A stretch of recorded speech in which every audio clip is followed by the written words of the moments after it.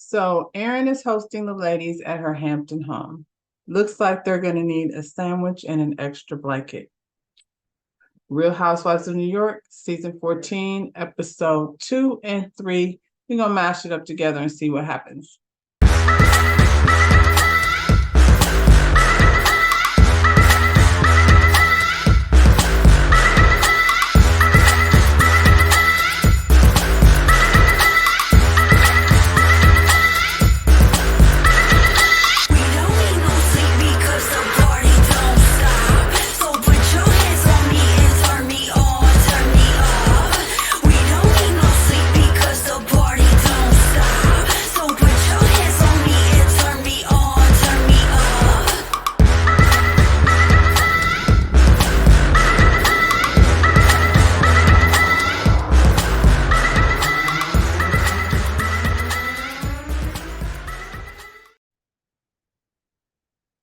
So Bryn is hosting the ladies at her Hampton home. She's getting ready, getting the place all dolled up for them to come, cutting flowers. She's got somebody, I'm assuming it's a chef or maybe her assistant that's setting up a little hors d'oeuvre situation. She got some cucumbers and some Pringles and some caviar. Now you got Sai, who likes to eat, Uba, and Jessel on their way to her Hampton home. They trying to pile all their fashions in the SUV. And child, we got 2 influencers and a model. So that was a challenge. Them, getting all that luggage Tetris in the back of the car. Anyway, when you take a long ride, there's, by the time you get to your destination, you're ready to eat. Like you've been in the car eating tater chips or what have you, you're ready for some actual food. So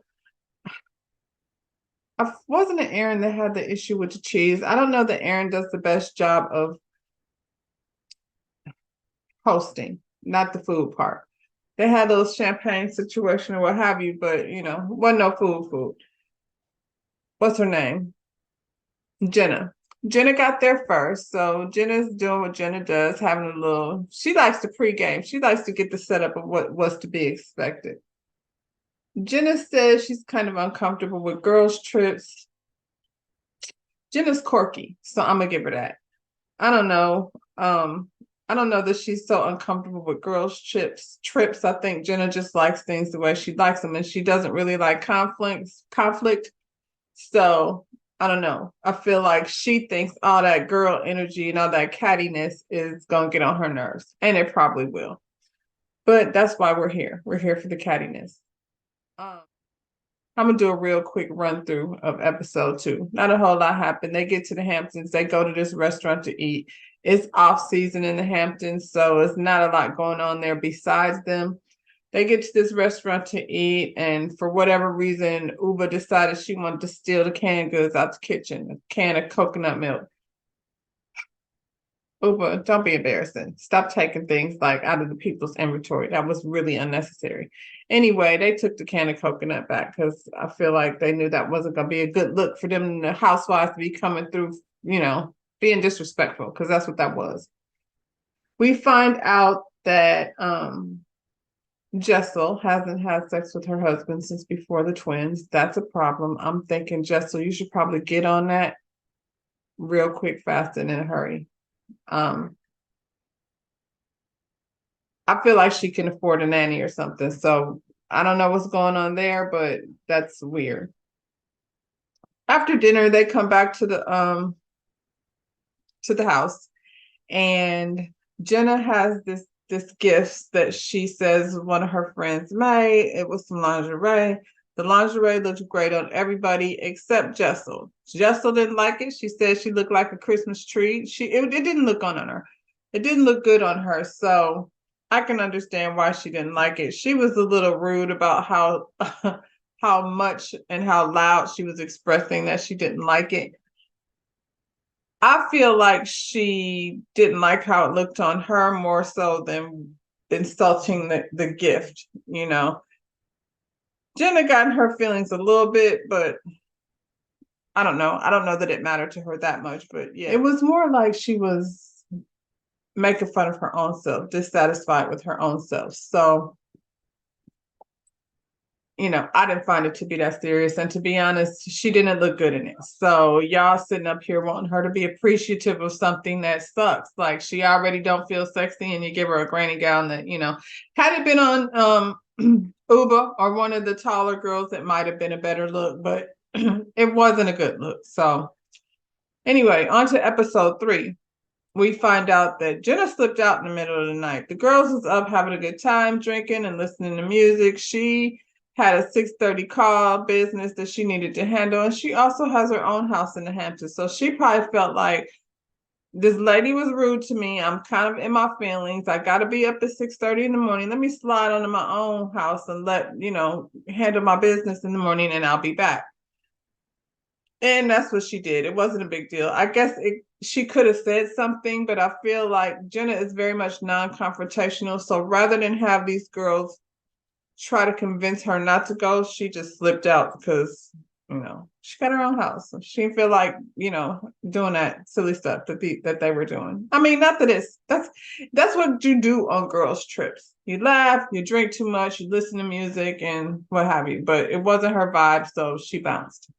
We also find out that the heat ain't working in Aaron's upstairs rooms. So that has to suck. Clearly it's cold. So everybody is coming from upstairs for a reason, even though the house is very beautiful. See, that's why you got to go a couple of days earlier. I don't know how much earlier Jenna got there, but I mean, not Jenna, Aaron. I don't know how much earlier she got there, but clearly not early enough to make sure these little things were handled. Like I feel like she had the refrigerator full, probably just hired somebody to come in and cook a couple few meals. I'm just saying. So when the ladies start getting up in the morning, like they're getting coffee ready, but there's nothing to eat because she was supposed to make some shashuka. But Jenna said she didn't want no shashuka first thing in the morning before yoga. We don't know what shashuka is. So we don't want none in the morning before yoga either. Let's just have a cup of coffee. I feel like she should have had like some bagels or something. They're from New York. She ain't had no bagels and cream cheese and few cups of fruit. Like that seems really easy. She didn't have to come in and make a big breakfast, but some coffee and some muffins and, breakfast things for the ladies to, get up to, especially since, I don't know, she just really not good at having snacks. Dang, she didn't even have no cheese, but I don't know that that's what you want first thing in the morning before yoga either. Anyway,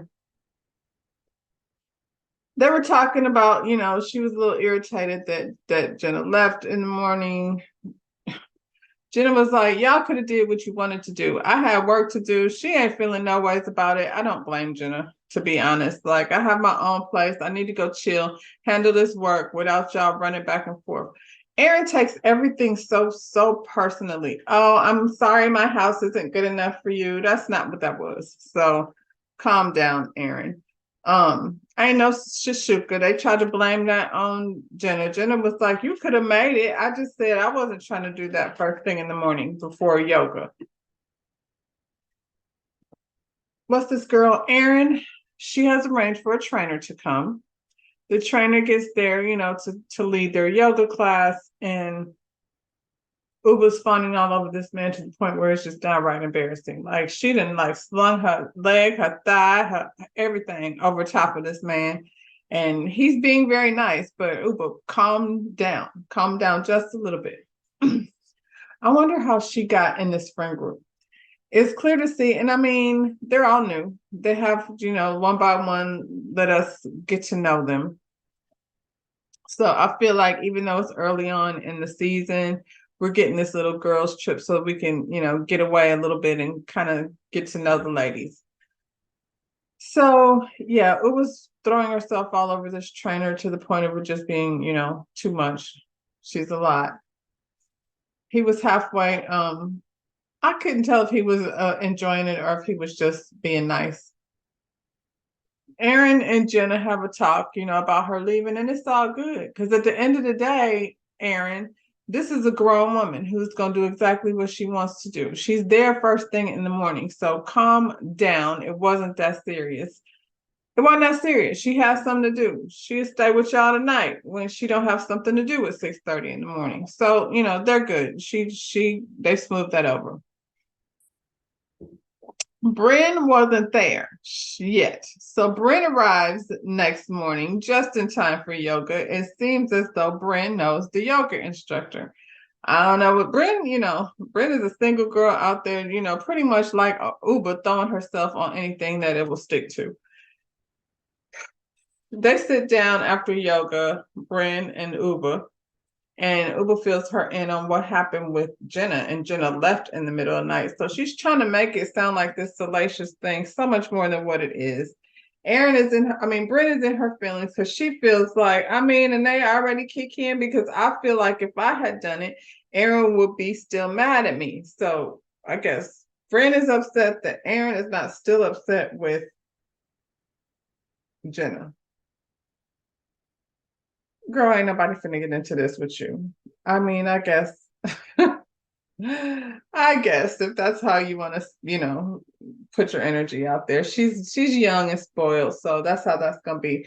I'm confused by her. I feel like Bryn really wants Aaron to like her. And I don't know why, because Aaron really ain't that cool. Like of all the ones so far that I'm favoring, I really like Jenna. Jenna is, like I said, she's quirky, but she's a bad bitch. Like I like Jenna. I like Sai too. So far, I feel like, Sai's a regular girl, that relates to things in a regular way. Like, don't invite me over here and feed me some Pringles or just cheese. Like, have some food for everyone. That's how parties happen. You should just let somebody cater it, because having your favorite snack foods is not it. And then you picking cultural foods, which is cool to introduce people to your culture, but also like have other stuff because people are picky about what they like to eat. Anyway, the ladies are heading for lunch. Jenna, Uba, Bryn, who was it? Not Jenna, actually, it was Jessel. Because look here, as fabulous as Jenna is, she's showing up with some jeans and a button up. That's what she gonna serve. Like that's it. That's all. You're not gonna bring her out of her zone. She is gonna have 16 pairs of jeans and 16 button ups. That's it. That's how she's showing up.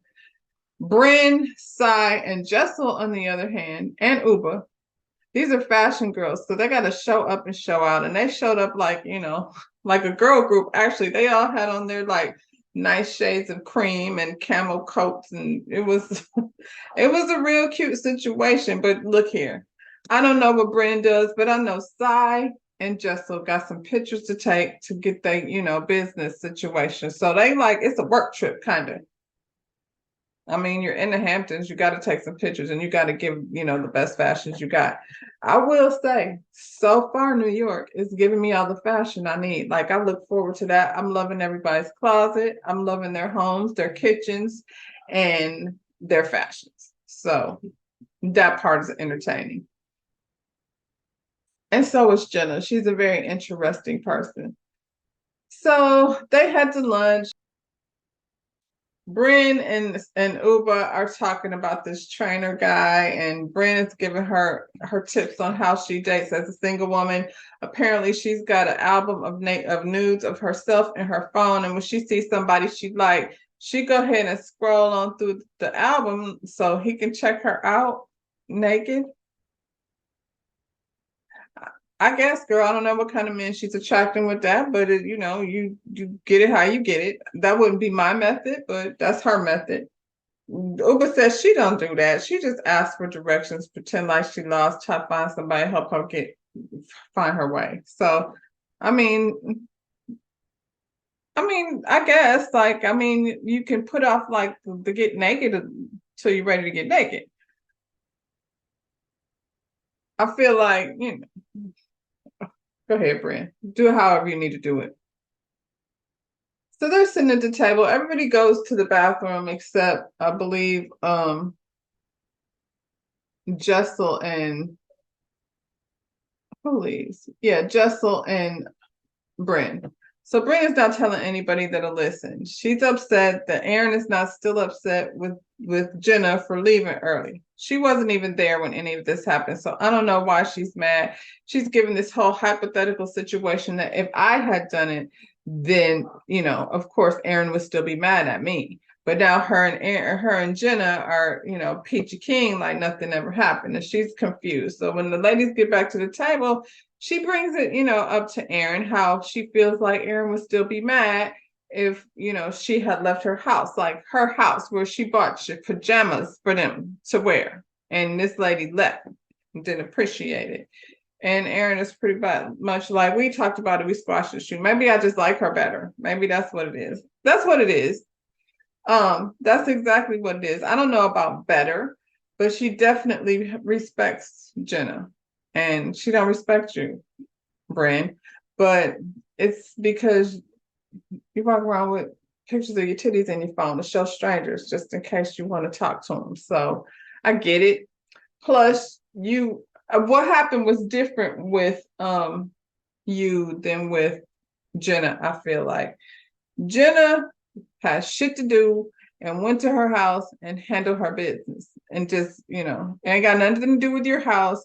No disrespect. I need some peace and quiet in my own space. I'm already really not into this girls trip thing. Y'all are playing music loud and stuff, and let me just woosah for a minute. That's what that was about. What you and Cy did was diss her party to go to a place where you thought was better, more popular, and I get it, but her feelings was hurt because you dissed her for a cooler party.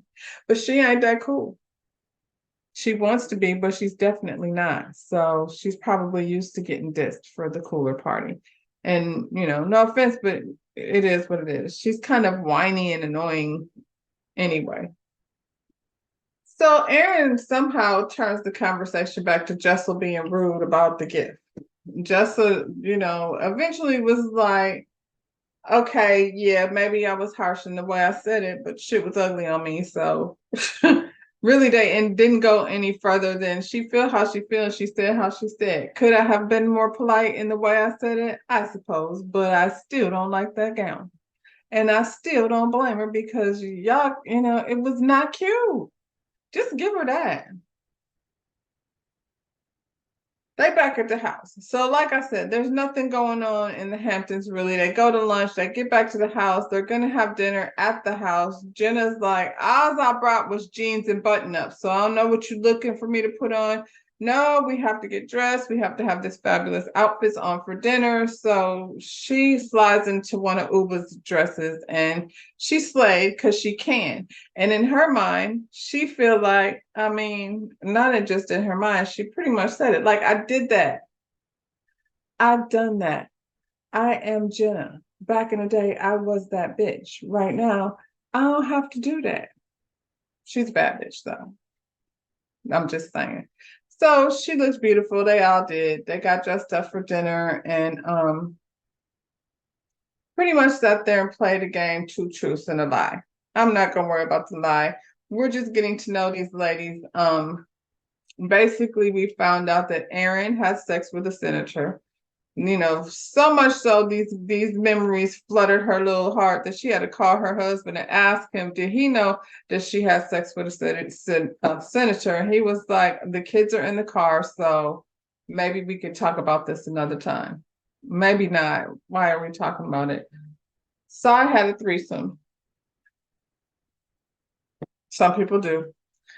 Bryn is on her reverse cowgirl at all times.